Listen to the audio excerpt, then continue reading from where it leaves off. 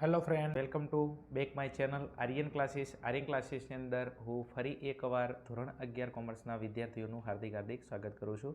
ચલો વિદ્યાર્થી મિત્રો, આપણે ચેપ્ટર નંબર 6 તમારું કન્ટિન્યુ છે, ક્રમચય, સંચય અને દ્વિપદી વિસ્તરણ. એની અંદર આપણે ભાગ 1ની અંદર ક્રમચયની પ્રસ્તાવના જોઈ. ઓકે, ભાગ નંબર 2ની અંદર ક્રમચયના કેટલા ઉપયોગી પરિણામો જોયા. ઓકે, અને હવે આપણે સ્વાધ્યાય 6.1ની અંદર આવી ગયા છીએ. ઓકે, અને સ્વાધ્યાય 6.1ની અંદર આજે આ વિડીયોની અંદર આપણે પ્રશ્ન નંબર 1 જે તમને આપેલી છે કિંમત મેળવો એમ, તો પ્રશ્ન નંબર 1 આપણે સોલ્યુશન કરવાનો છે 6.1નો એમ. બીજું, તમે આ વિડીયો જોતા હોય તો સૌથી પહેલાં ક્રમચયનો આપણો આખો સ્વાધ્યાય છે, તો ક્રમચય શું છે, ક્રમચયનું સૂત્ર શું છે, ક્રમચયની અંદર શું આવે, આ દરેક વસ્તુ માટે ભાગ 1 અને ભાગ 2ના બંનેના મેં વિડીયો અપલોડ કરેલા છે. જો ખરેખર તમે ટાર્ગેટ કર્યો છે કે આ ચેપ્ટર મારે શીખવું છે, તો થોડી મારી વાત માનજો એમ.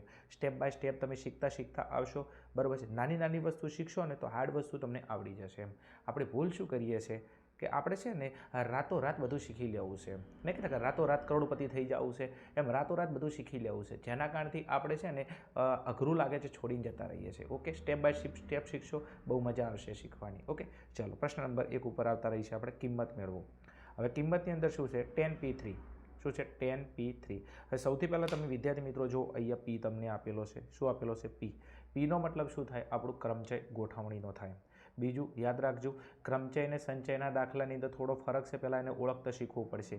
પી આલે આ દાખલો તમારો ક્રમચયનો છે એવું સમજવાનું. ચલો સૌથી પહેલાં તમારે આની કિંમત શોધવાની છે. કોઈ પણ દાખલો આલે સૌથી પહેલાં તમે એકવાર સૂત્ર લખી નાખો. સૂત્ર હતું આપણું કયું?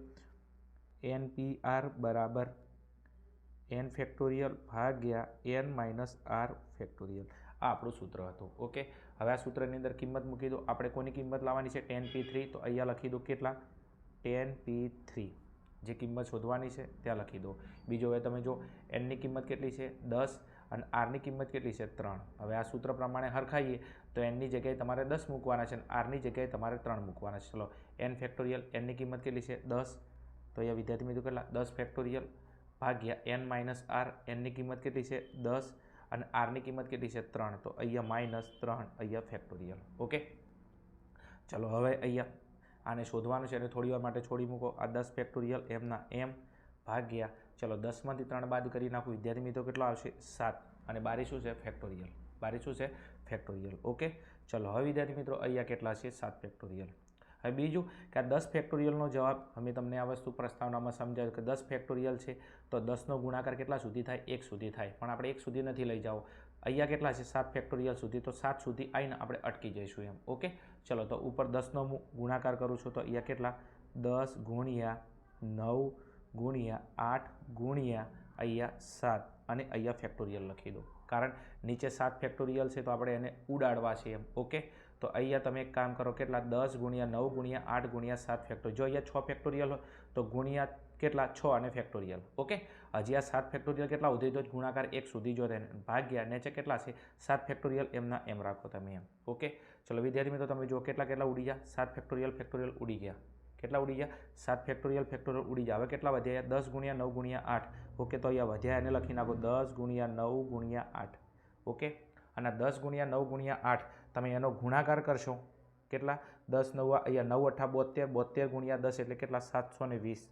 તો તમારો જવાબ કેટલો આવશે? 720. અને વિદ્યાર્થી મિત્રો આ કોનો જવાબ હતો? 10p3નો. તો અહીંયા જવાબ છે કોનો? 10p3. તો 10p3 છે તમારો, એનો જવાબ કેટલો આવશે? 720. કેટલો આવશે?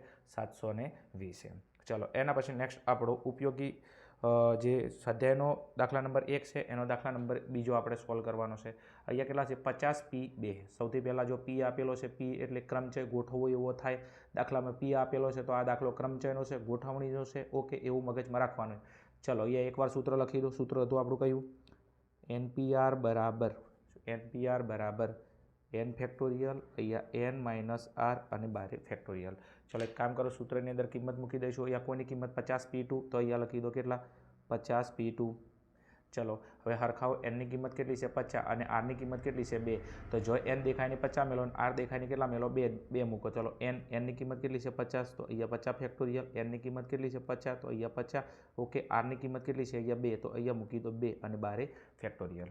ચલો હવે આ 50 ફેક્ટોરિયલને એમના એમ રાખો. હાલ એનું કોઈ સાદુરૂપ નથી આપવું. ચલો 50માંથી 2 બાદ કરો એટલે કેટલા આવશે વિદ્યાર્થી મિત્રો? 48. કેટલા આવશે? 48. અને બારી શું છે? ફેક્ટોરિયલ. ઓકે, ચલો 50 50 ફેક્ટોરિયલ તમને ખબર છે કે 50 ગુણ્યા 49 ગુણ્યા છેલ્લે ગુણ્યા કરીને કેટલા સુધી 1 સુધી જાય.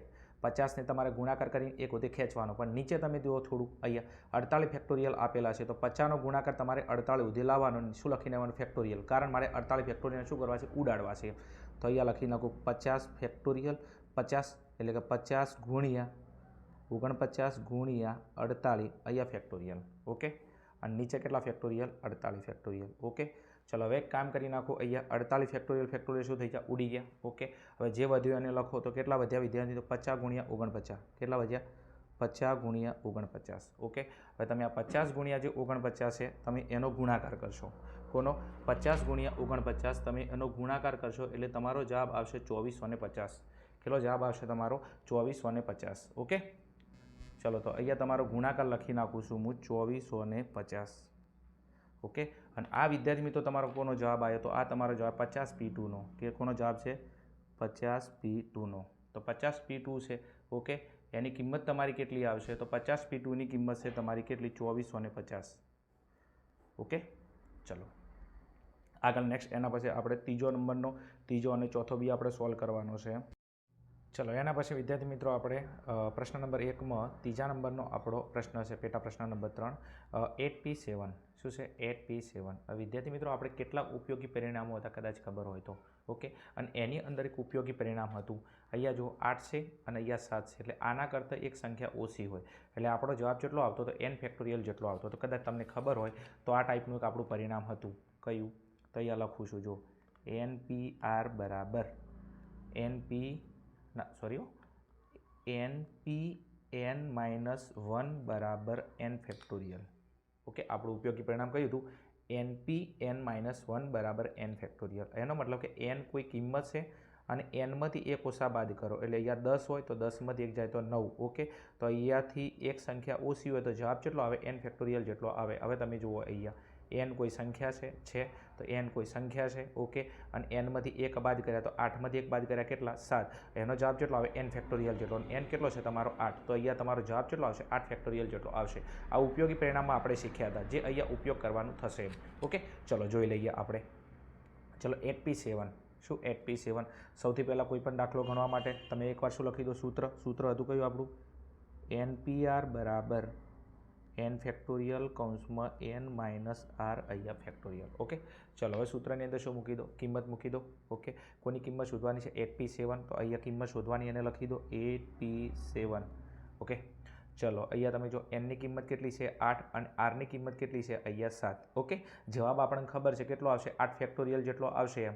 ચલો તો અહીંયા કિંમત મૂકો. nની કિંમત 8 તો અહીંયા 8 ફેક્ટોરિયલ ભાગ્યા અહીંયા કેટલા છે? n છે આપણે 8 માઇનસ r કેટલો છે આપણો? 7. તો અહીંયા 7 કૌંસ પૂરો 12 ફેક્ટોરિયલ. ઓકે, ચલો ઉપર 8 ફેક્ટોરિયલ એમના એમ. અહીંયા તમે જો 8માંથી 7 જાય તો 1 અને 12 ફેક્ટોરિયલ તો અહીંયા આવશે કેટલા? 1 ફેક્ટોરિયલ. ઓકે, ચલો વિદ્યાર્થી મિત્રો હવે 1 ફેક્ટોરિયલનો જવાબ કેટલો આવશે? 1. કેટલો આવશે? 1. નીચે 1 લખવાની કોઈ જરૂર નથી તો ઉપર કેટલા વધ્યા? 8 ફેક્ટોરિયલ. કેટલા આવશે? 8 ફેક્ટોરિયલ. 8 ફેક્ટોરિયલ તમે એમના એમ લખશો. નીચે 1 ફેક્ટોરિયલ છે. 1 ફેક્ટોરિયલનો જવાબ 1 થાય છે. નીચે 1 લખવાની કોઈ જરૂર નથી કારણ કે જવાબમાં કોઈ ફરક નહીં પડે. જોઈ લો અહીંયા મેં તમને કીધું હતું એમ. ઓકે, કે npn-1 બરાબર n ફેક્ટોરિયલ થાય એટલે જવાબ આવ્યો કેટલો? 8 ફેક્ટોરિયલ. હવે 8 ફેક્ટોરિયલનો જવાબ એટલે એને ગુણાકાર કરવાનો છે.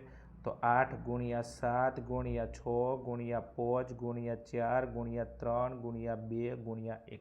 ઓકે, હવે વિદ્યાર્થી મિત્રો તમે આ બધાનો શું કરશો? ગુણાકાર. ઓકે, તો 8 ગુણ્યા 7 ગુણ્યા 6 ગુણ્યા 5 ગુણ્યા 4 ગુણ્યા 3 ગુણ્યા 2 ગુણ્યા 1. ઓકે, તો તમે આનો ગુણાકાર કરશો એટલે જવાબ કેટલો આવશે? 40320. તો આનો ગુણાકાર આવશે કેટલો? 40320. ઓકે, અને આ કોનો જવાબ આવ્યો? 8p7નો. કોનો?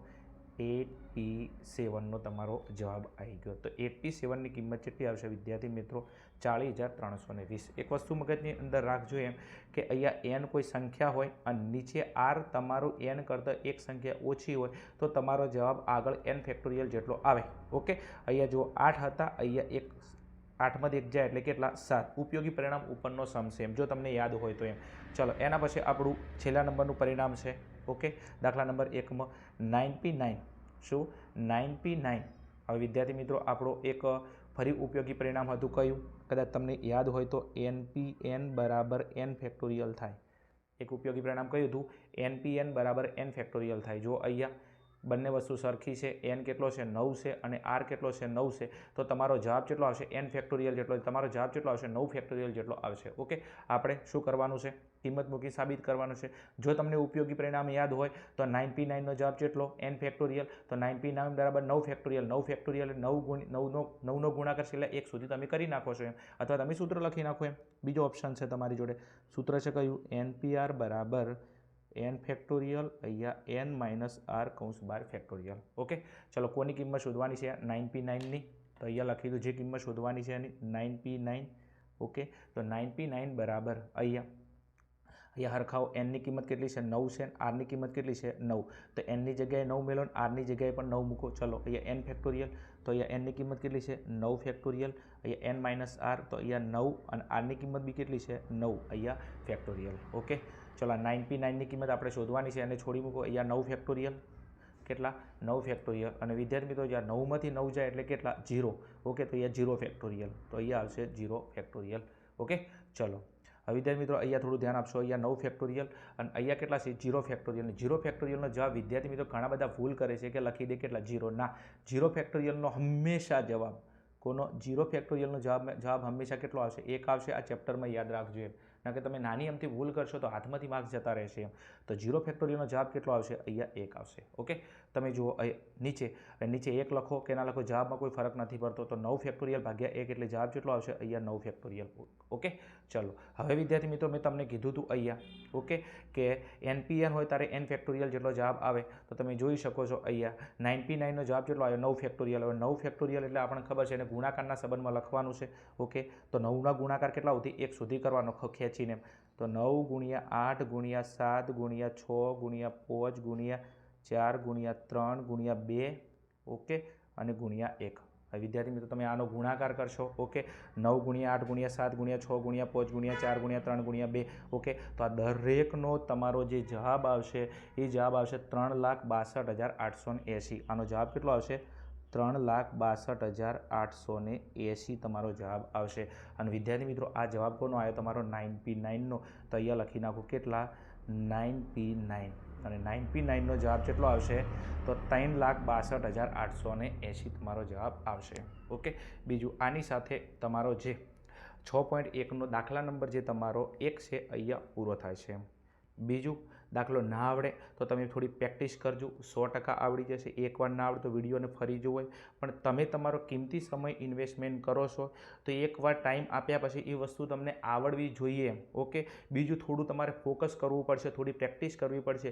વિડીયો જોવાથી કામ નહીં થાય. બીજું આને રિલેટેડ બી ઉદાહરણ છે, તમે સોલ્વ કરી શકો છો એમ. ઓકે, અને ઉદાહરણને રિલેટેડ સ્વાધ્યાયના દાખલા છે. બહુ સારી વાત છે તમારા સ્ટેટની અંદર કે જેવું ઉદાહરણ હોય એવા સ્વાધ્યાયના દાખલા હોય. તમે થોડી પ્રેક્ટિસ કરશો. એક કામ કરો, આવા નવા ઉદાહરણ આપેલા છે, તમે એની પ્રેક્ટિસ કરો. જેટલી વધારે પ્રેક્ટિસ કરશો એટલો કોન્સેપ્ટ તમને વધારે સમજાશે એમ. ઓકે, ચલો હવે આપણે આગળના 6.1ની અંદર દાખલા નંબર 2 ઉપર જઈશું એમ.